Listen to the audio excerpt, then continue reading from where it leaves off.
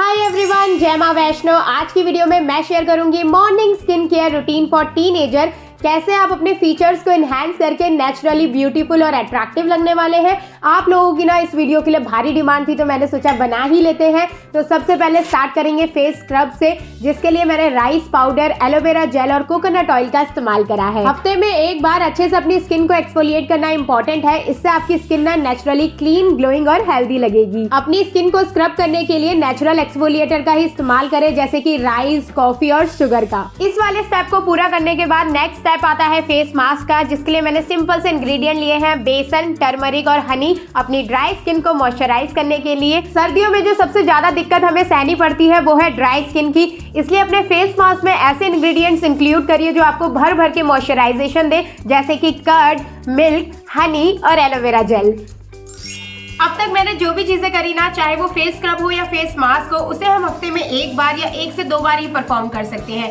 लेकिन कुछ ऐसी चीजें होती हैं जिन्हें हम अपनी स्किन पर रेगुलरली लगाना पड़ता है, जिसे हम स्किन केयर कहते हैं। अब आपकी स्किन टाइप कुछ भी हो, लेकिन उसमें कुछ स्टेप्स फॉलो करने बहुत इंपॉर्टेंट है, जिसमें पहला स्टेप है क्लींजिंग। अब अपने फेस को क्लीन करने के लिए आप अपना रेगुलर फेस वॉश का भी इस्तेमाल कर सकते हैं, लेकिन मॉर्निंग के टाइम में मैं अपने फेस को क्लीन करने के लिए फेस वॉश प्रेफर नहीं करती हूँ। इसलिए मैं मिल्क में थोड़ा सा एलोवेरा जेल मिलाकर इसी से अपनी स्किन को अच्छे से क्लीन कर लेती हूँ। अच्छे से अपने फेस को क्लीन करने के बाद हमें टोनर का इस्तेमाल करना होता है, और मैं बहुत टाइम से रोज वाटर को एज अ टोनर यूज करती आ रही हूँ। ये पूरे दिन मेरे फेस को रिफ्रेशिंग तो रखता ही है, साथ ही ये मेरी स्किन को हाइड्रेट भी करता है। टोनर आपके पोर्स को मिनिमाइज करता है और आपकी स्किन को आगे के स्टेप्स के लिए प्रिपेयर भी कर देता है। अब इसके बाद मैं इस्तेमाल करूंगी सनस्क्रीन का। अब आप लोग बोलोगे, अरे मॉइस्चराइजर और सीरम कहाँ गया, डायरेक्ट सनस्क्रीन कैसे आ गया? क्योंकि मैं यूज करती हूँ विश केयर की ऑल इन वन सनस्क्रीन, जिसमें आपको मॉइस्चराइजर, सीरम और सनस्क्रीन तीनों की गुडनेस का फायदा मिल जाता है। ये सनस्क्रीन आपको SPF 50+ के साथ साथ PA 4x+ की प्रोटेक्शन भी प्रोवाइड करती है। साथ ही इसकी खास बात ये है कि ये कोई भी व्हाइट कास्ट स्किन पर नहीं छोड़ती है, और इतनी लाइट वेट है ना कि आपको पता भी नहीं लगेगा कि आपने स्किन पर कुछ लगाया है। कभी कभी हमें स्कूल कॉलेज जाने में इतना लेट होता है कि हमें बैठकर पहले इंतजार करना पड़ता है कि अच्छे से स्किन पर मर्ज हो जाए, लेकिन 3 सेकंड के अंदर ये मेरी स्किन पर मर्ज हो गई थी। साथ ही इसमें 1% हाइलुरोनिक एसिड, नाइसिनामाइड और सेरामाइड जैसे इंग्रेडिएंट है, जो आपको प्रोटेक्शन, हाइड्रेशन के साथ साथ एक बढ़िया सा ग्लो भी प्रोवाइड करती है। अपनी स्किन के साथ साथ अपनी लिप्स का भी सर्दियों में ध्यान रखना बहुत ही ज्यादा इंपॉर्टेंट है, क्योंकि डिहाइड्रेशन की वजह से ये रूखे सूखे हो जाते हैं। तो यहाँ पर मैंने घर पर ही इसके लिए स्क्रबर बनाया है, जिसमें मैंने घी, शुगर और हल्का सा हनी का इस्तेमाल किया है। इससे ना मेरे लिप्स के सारे डेड सेल्स रिमूव हो जाते हैं। घी और हनी की वजह से मेरे लिप्स मॉइस्चराइजर पिंक भी हो जाते हैं। इसके बाद मैं कोई सा भी रफ हैंकी लेकर इसे स्क्रब करते हुए रिमूव कर लेती हूँ। अपने लिप्स को स्क्रब करने के बाद प्रोटेक्ट करना भी जरूरी है, ताकि आपके लिप्स वापस से खराब ना हो। तो यहाँ पर मैं इस्तेमाल कर रही हूँ विश केयर का सेरामाइड लिप बाम, जिसमें SPF 50+ और PA 4x+ है, जो आपकी स्किन के कलर को लाइटन करने के साथ प्रोटेक्ट भी करेगा। इसमें कॉजिक एसिड, नाइसिनामाइड और कोकोआ बटर जैसे इंग्रेडिएंट है, और इसकी स्मेल इतनी ज्यादा टेस्टी आती है ना कि मन करता है खा लूं। अगर आपके स्कूल में ना लिप पर कलर अलाउड नहीं है, तो आप ये लिप बाम जरूर ट्राई कर सकते हैं। ये आपकी स्किन को मॉइस्चराइज करने के साथ साथ सन से प्रोटेक्ट भी करेगा। इसके बाद मैंने इनका एक और वेरिएंट ट्राई करा है, जो कि टिंटेड है। इसमें कॉजिक एसिड, नाइसिनामाइड और वाटरमेलन वाले इंग्रेडिएंट है।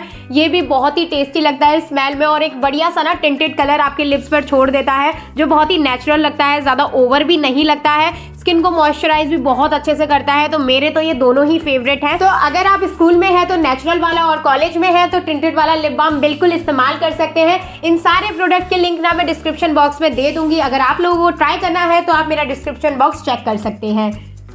सर्दियों में मैं अपनी ओवरऑल बॉडी का ध्यान रखने के साथ साथ ना अपने पैरों का भी बहुत खासकर ध्यान रखती हूँ। ऑल्टरनेट डेज पर मैं अपने पैरों को गुनगुने पानी की मसाज देती रहती हूँ। इसके बाद मैं अच्छे से अपने पैरों को मॉइस्चराइजेशन प्रोवाइड करूंगी, जिसके लिए मैं एलोवेरा जेल में थोड़ा सा ग्लिसरीन मिलाकर 5 से 10 मिनट के लिए अपने पैरों को अच्छे से मसाज देती हूँ। मैं अपने फिंगर टिप्स, पैर, एड़ियाँ, सारे चीजों को अच्छे से कवर करती हूँ।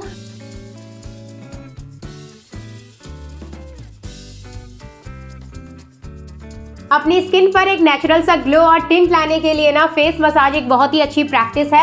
आप कोई सा भी फेस ऑयल लेकर अपने फेस को रोज मसाज करा कीजिए। फेस को मसाज करने के लिए ना पर्टिकुलर पॉइंट्स और पोजीशन होते हैं। जैसे जैसे आप प्रैक्टिस करते रहेंगे आपको आते रहेंगे। आप यूट्यूब पे बहुत सारी वीडियोस देख सकते हैं। ये ब्लड सर्कुलेशन इंक्रीज करने के साथ साथ आपके फीचर्स को शार्प और इनहेंस भी करता है। मैं तो अपने फेस को मसाज करने के लिए अपने फिंगर टिप्स का ही इस्तेमाल करती हूँ। आप चाहे तो गुआशा का भी इस्तेमाल कर सकते हैं। गुआशा एक तरीके का टूल होता होता है जो फेस मसाज के लिए ही इस्तेमाल किया जाता है। मैं अपने फेस के साथ साथ अपने लिप्स को भी कवर करती हूँ ताकि मेरे फेस के साथ साथ मेरे लिप्स पर भी सही तरीके से ब्लड सर्कुलेशन होता रहे।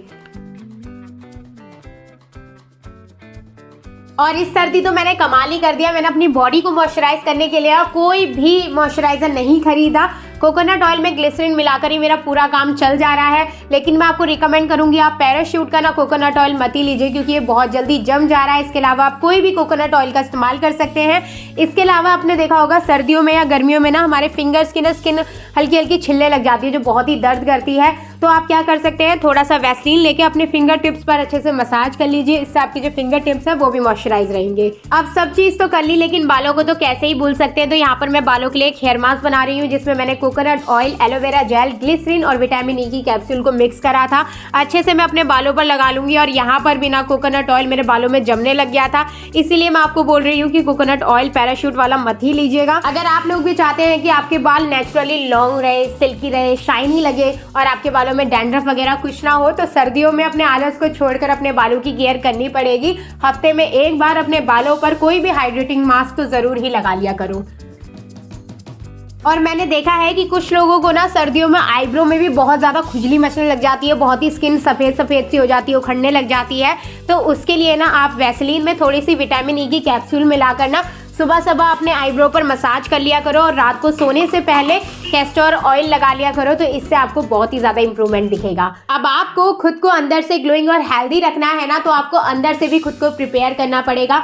बाहर से आप कैसे प्रिपेयर कर सकते हैं मैंने कई तरीके बता दिए, लेकिन अंदर से खुद को प्रिपेयर करने का बस एक ही तरीका है और वो है डाइट का ध्यान रखना। सीजनल फ्रूट्स और वेजिटेबल्स खाइए, जूसेस का इंटेक करिए। आज मैं खा रही हूँ स्वीट पोटैटो, सर्दियों में ये बहुत ही ज़्यादा हेल्पफुल रहता है। ये आपकी स्किन और हेल्थ और हेयर के लिए तो अच्छा है ही, साथ ही अगर आप वेट गेन करना चाहते हैं ना तो ये उसके लिए भी बहुत ही ज़्यादा हेल्पफुल होता है। इसमें विटामिन ए के साथ साथ कई और विटामिन इनरिच्ड फाइबर्स भी होते हैं। तो यही थी आज की वीडियो। आई होप ये वीडियो आप लोगों के लिए कहीं ना कहीं हेल्पफुल रही हो। वीडियो अच्छी लगी हो तो वीडियो को लाइक कर देना, चैनल को सब्सक्राइब कर देना। मैं मिलती हूँ आप सबसे बहुत जल्द एक नई हेल्पफुल वीडियो में। तब तक अपना ध्यान रखना। Okay, bye bye.